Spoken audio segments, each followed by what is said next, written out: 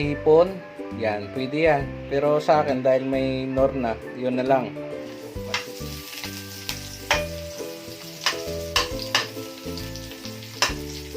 So guys, good morning. Nandito na naman ulit tayo sa ating kusinang maliit. So ito guys, panibagong vlog na naman ulit tayo. So magluluto tayo ngayon ng dalawang putahe, ginisang munggo. Pero gagawin natin sa dalawang putahe. So ang unang putahe yung ginisang munggo lang na normal. Tapos yung pangalawa yung ginisang munggo na mayroong gulay. Ayan. So guys, na-ready ko na yan kanina. So ito naman yung munggo natin na nalaga. So igigisa natin ngayon. So guys, kung gusto niyo yung video na to, samahan niyo ako at tapusin niyo yung panonood. So sige.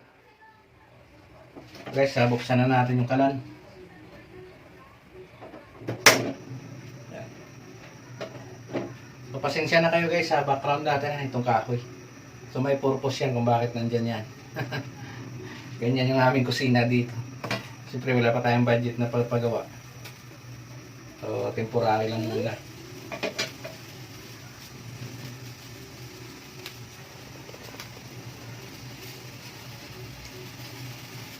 So yan guys, panoorin nyo yung ating sunod-sunod na paggawa. So lalagyan natin ng mantika. Oops.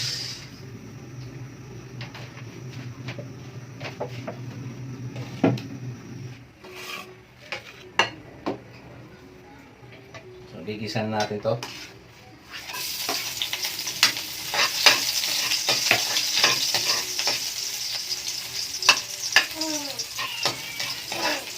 So i-golden brown lang natin yung bawang para mas maganda. Mas malasa. So, kitang-kita yung tiyan ko guys. Ayan. Sibuyas.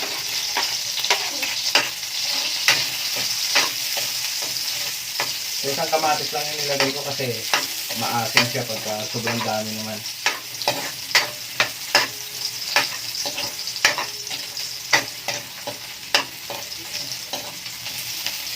So, dalawang version to ng ginisang munggo. So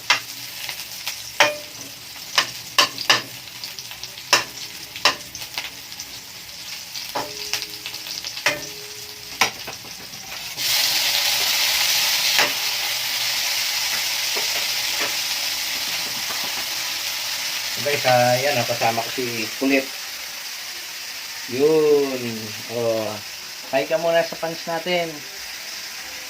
Hi. Yan, nanggugulo yan. May lagnat kasi. Hindi na lagnat. Yun, lubat ang cellphone. Pinipilit na ipabuhay sa akin.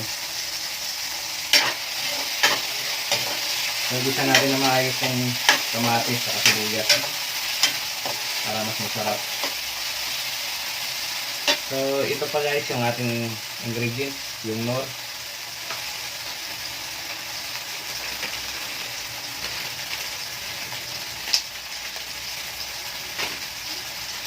Isang ginisa mix. Yan. Mga pampalasa natin at pampasarap.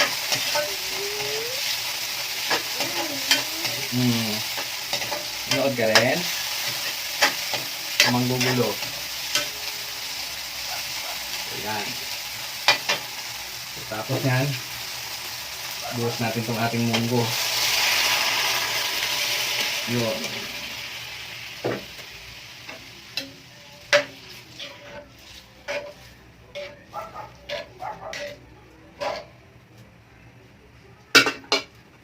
Ayan guys, antayin natin kumulo. Sarasan natin ng konting apoy para mabilis. Habang nag-aantay tayo na kumulo, lagyan natin ng nor.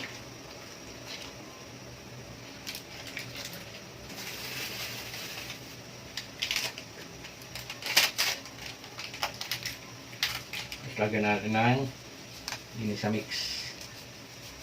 Ayan. Tapos ito mamaya dagdag natin doon sa may gulay.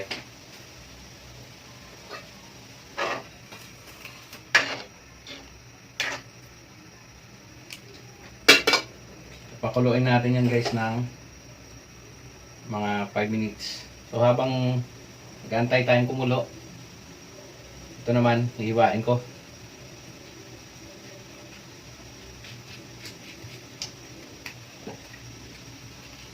So alam nyo guys kung bakit dalawang klase yung gulay na ginagawa. Gawa ng si Mrs. ay ayaw na may kangkong. Ayaw na may kamuti pala.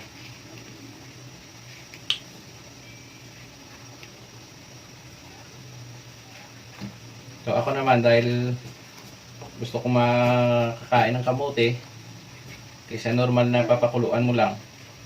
So gagawa tayo ng mayroong gulay, mayroong munggo.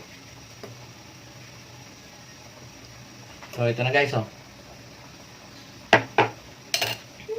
So ito naman yung kamuti, yung kamuting green, hindi yung pula. So mas masarap ito. Lalo na sa mga isda.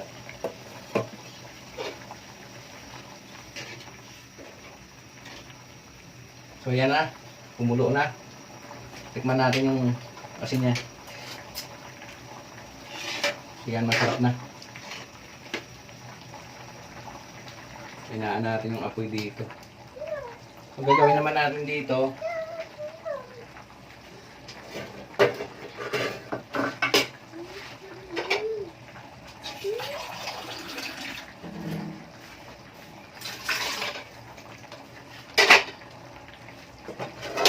lipat natin yung iba para sa gulay. So ganyan lang.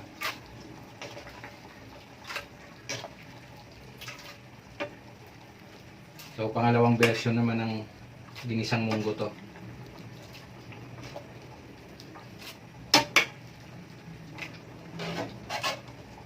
So yan.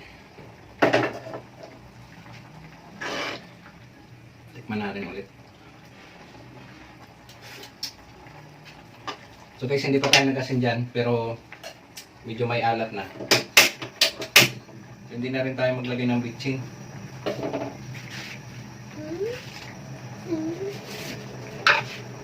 Ito, patakan na lang natin ang asin.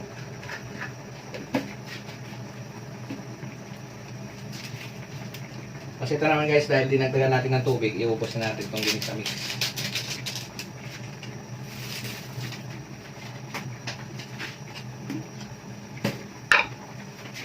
Alagyan na rin natin ng kunti asin.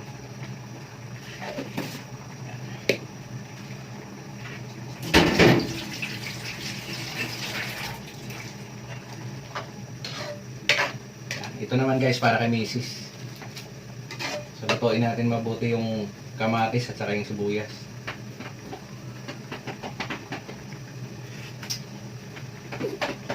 Wow. So pansin nyo guys, hindi na tayo naglagay ng chicharon dito. Gawa ng yung chicharon ay pagdating na ng ilang oras, nag-iiba. So ang lagay natin ng chicharon dito pagka kumain na. So ito naman guys, kumukulo na yung kabila. So, nagre-reklamo na yung alaga ko.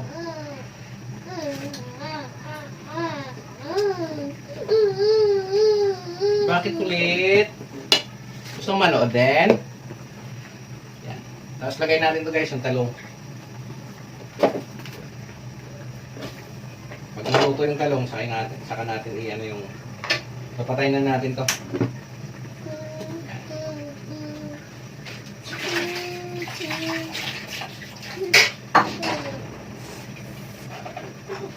Siguro mas maganda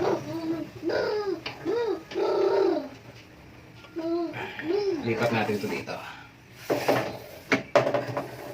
para makita nyo yung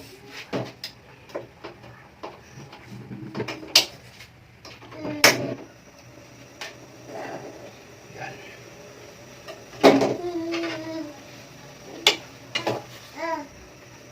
Parang kunti ang sabaw, dagdagan natin. Mas masarap pag masabaw.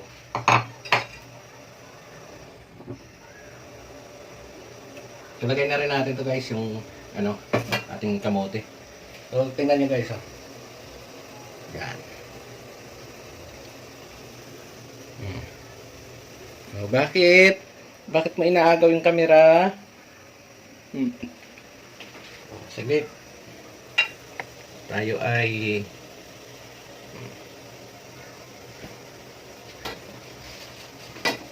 yan guys, mas maraming kamote, mas masarap.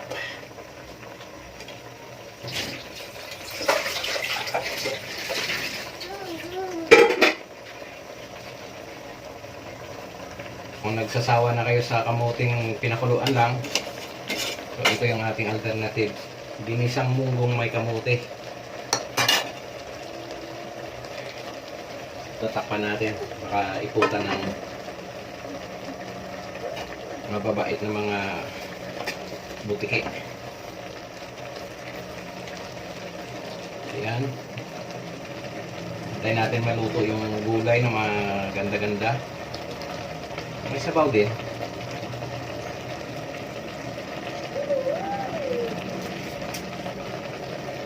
Wow! Sarap. So guys, hindi na ako nagbitsin dito kasi mabitsin na yung ating ano. Oh, bakit? Okay naman sila dito kawin. Oo. Ah.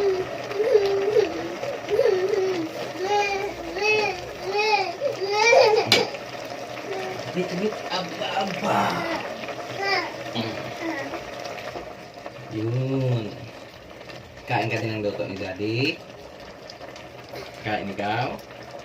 Kamote. Kain natin.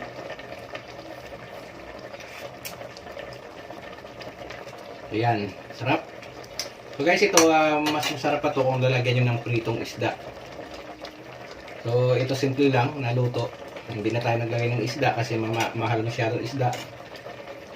Partneran na lang natin ito ng tuyo. Kasi marami tayong tuyo sa rep. Galing sa Mindoro.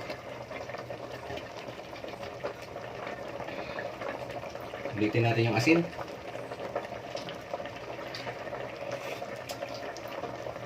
Wow. Ano masabi mo? Pawisan na ang aking baby. So ayan siya. Ang aming baby Adil na nanggugulo. Oh. Tingin ka sa camera. Baby. Wow. Si kulit. Guys, pasensya na kayo sa kusina namin. Yan oh. Wala talaga pang budget para pang paggawa.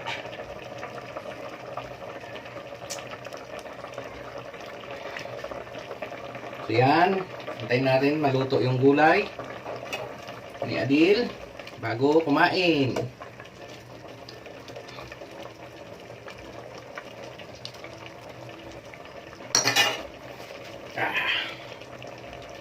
Guys, luto na yung gulay natin. Patayin na natin to. Yan.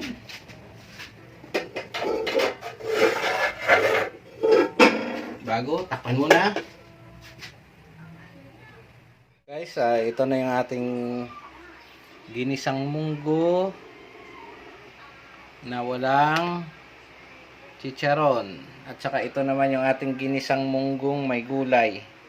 So guys, maraming version ito kung gusto mo masahugan ng pritong isda, hipon, yan, pwede yan. Pero sa akin, dahil may nor na, yun na lang.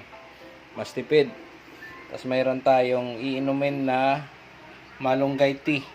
Yan. So bago tayo kumain, inumin natin yan. Saka isang cup na kanin. Yan, bahaw.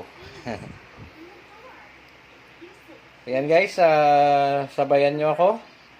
Samahan nyo ako sa pagkain. So sana ma-enjoy nyo yung video.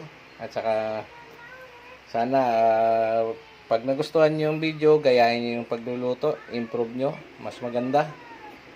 So maraming salamat guys. So guys, ito na. Bago tayo kumain. So, inumin muna natin yung ating malunggay tea. Yan, maraming malunggay.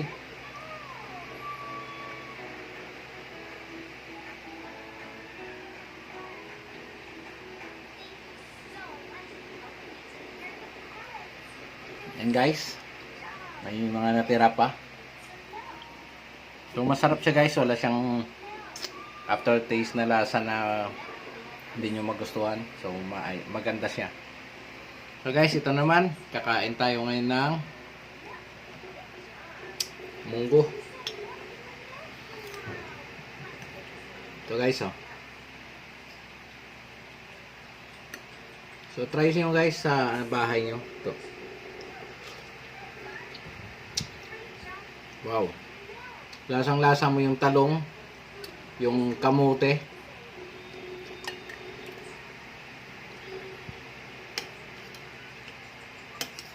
So guys, hindi na tayo nagbitsin dito.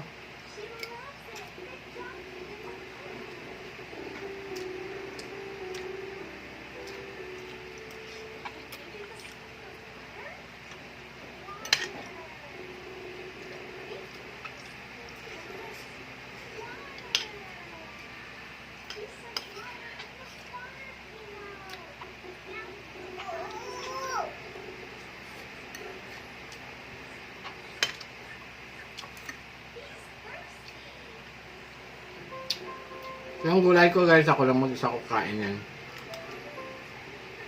Yung kamisis naman, share pa kami.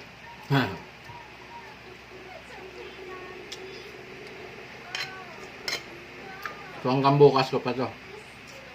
Tikman natin to.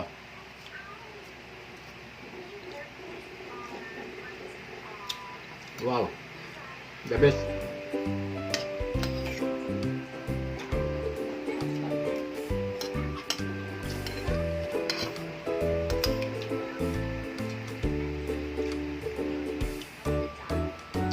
So guys, sa lahat ng nanonood, maraming salamat po. Hanggang dito na lang po yung ating video.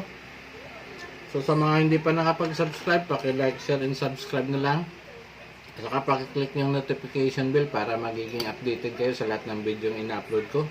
So God bless at maraming salamat.